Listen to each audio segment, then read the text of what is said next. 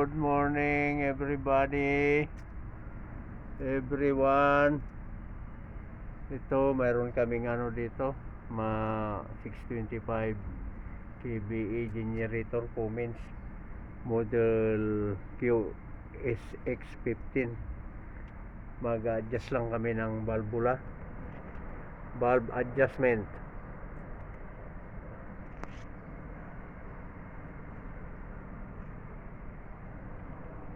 Ang mga kasamahan ko from Lanao del Norte, from Pakistan, from India,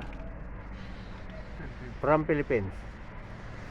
Ang firing order nito 153624. Pero gawin namin, mag-adjust kami valvula. Valve action na lang kami. Wala na, hindi na makita yung timing mark dito sa damper pulley niya. Nabura.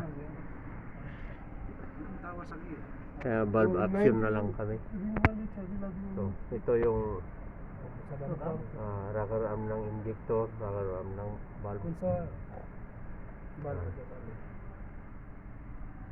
Next 27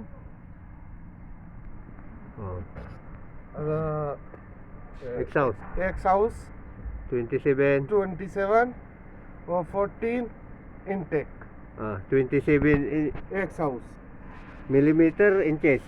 aywa millimeter intake 27 exhaust millimeter 14 intake 14 intake okay yalla baden harara iji muskila. Okay, see you next video again mga ka-generator. Number 5 next. God bless you all. Thank you. I will show for that too.